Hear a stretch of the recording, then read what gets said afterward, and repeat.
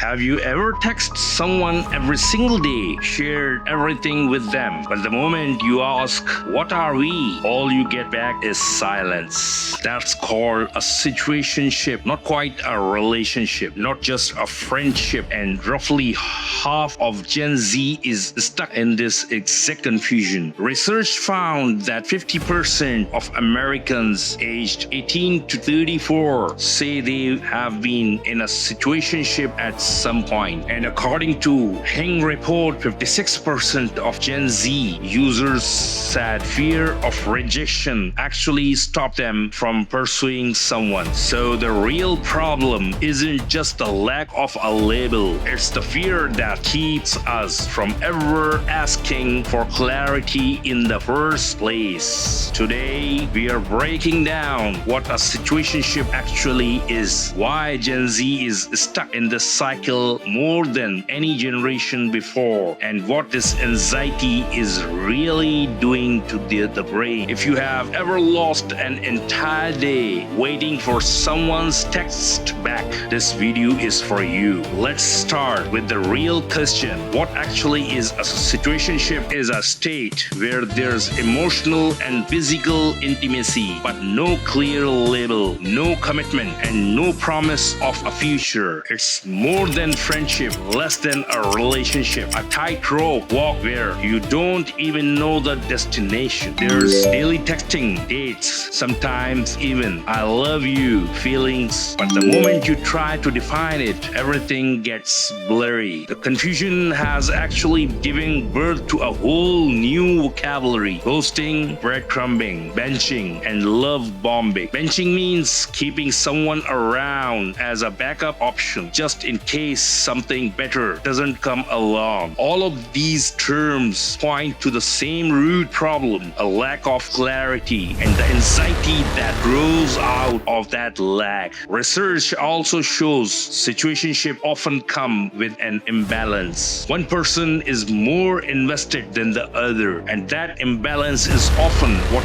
hurts the most. Realizing you might just be one several options. Interestingly, most research finds it's often women who end up more emotionally invested and more likely to feel let down. But this isn't limited to anyone's gender. Anyone can end up on losing end of this imbalance. So here's the question: why is Gen Z at the front of this trend? Reason 1: risk aversion. The research shows Gen Z might be the most commitment phobic generation on record. This same generation is getting drives licenses later, drinking less than teens, and dating less as teens. Risk taking overall has dropped. Reason 2: fear of rejection. Heng's research found 57% of Gen Z users held back their feelings because they thought it might be a turn off. Reason 3: this generation grew up watching relationships fall apart, both in real life and online. Divorce, cheating, scandals, and toxic relationship stories or over social media have made commitment feel genuinely risky. So a situationship starts to feel like a safe option. You get connection without the risk of commitment. Reason 4: dating apps.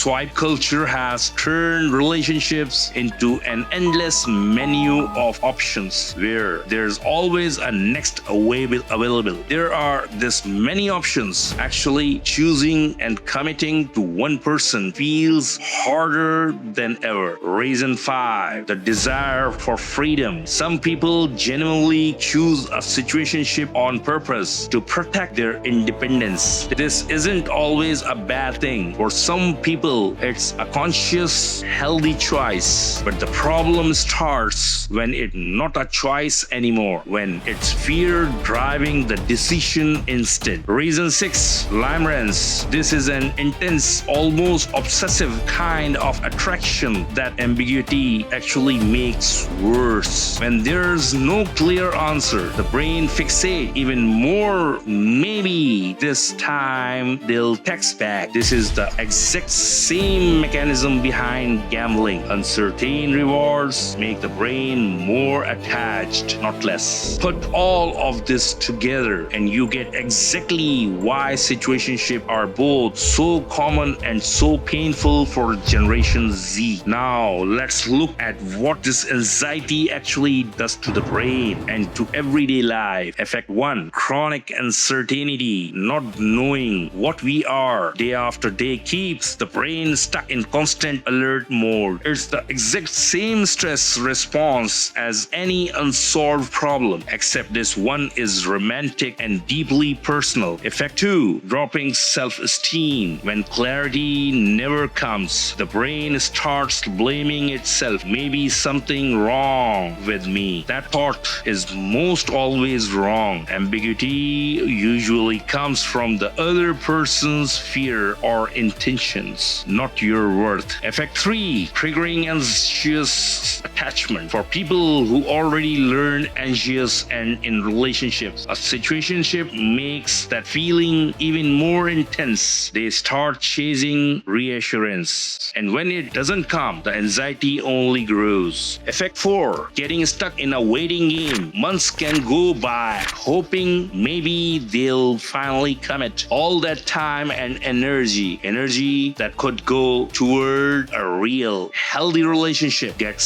spent on uncertainty instead. Effect 5. The pain of unrequired feelings. When one person invests more than the other, that gap slowly breaks the heart. Research also shows some people shut down emotionally to protect.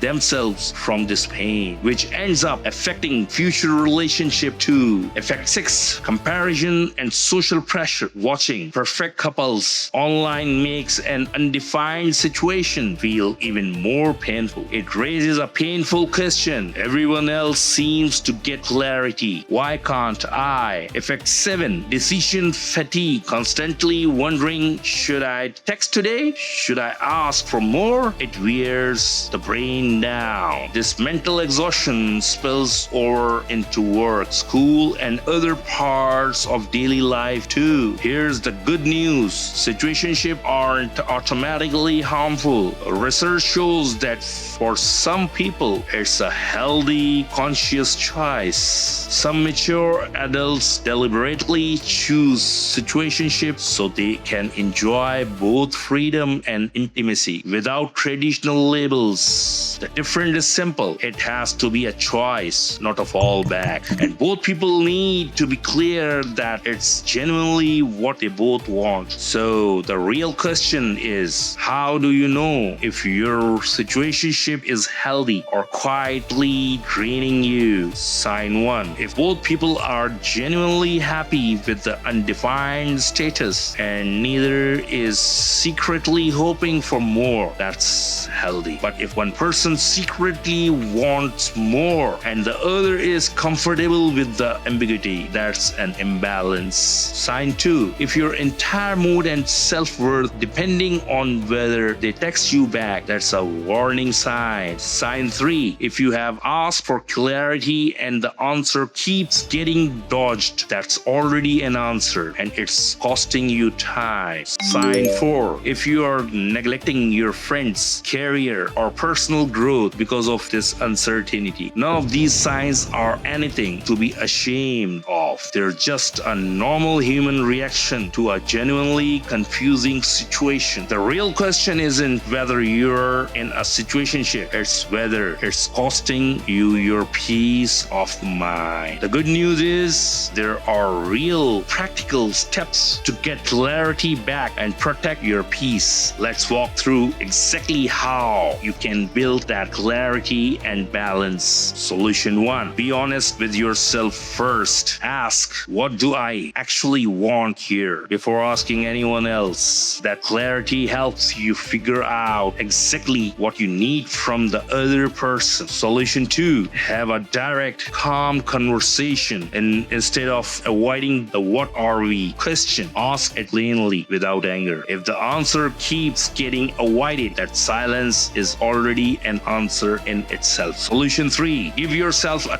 timeline. Decide how long you're okay staying in this ambiguity before you need an answer. The timeline protects you from endless, indefinite waiting. Solution 4. Separate your self-worth from their response. Your value isn't decided by whether they choose to give you clarity or not. Situation 5. If you lean anxious in attachment, inner child or attachment-focused therapy can help you understand and shift this pattern. This isn't just about this one relationship, it's about your relationship patterns overall. Solution 6. Invest in the rest of your life, friends, hobbies, career. When your life feels full, one person ambiguity feels a lot smaller. Solution 7. If this situation is genuinely draining you, walking away isn't weakness, it's self-respect. There's no shame in that. Choosing to stop even without closure actually takes real courage. Solution 8. Remember, if this anxiety becomes overwhelming, talking to a mental health professional is a genuinely strong step. Asking for help is never weakness. It's one of the clearest signs of self-awareness and self-respect. With these steps, you can stop a situationship from controlling your life, whether it continues or ends. At the end of the day, clarity is your right, not a luxury. You deserve love that never makes you question your own worth. That's today's topic, situationships and their deep impact on Gen Z mental health. If this video helped you and you think it could help someone else too, please share it. Here at Brain Simplified, we break down complex psychology into simple, relatable stories. If you want more videos like this on relationships, anxiety, or self-esteem, make sure to subscribe to the channel. Every subscribe and every comment tells us this content is actually helping. So drop a comment below. Have you ever been in a situationship that left you confused? We genuinely read your comments, and your support is exactly why we keep making the next video. Know your worth. Don't be afraid to ask for clarity, and never let someone else's ambiguity hold your peace of mind hostage. See you in the next video from Brain Simplified. Until then, stay well and stay healthy.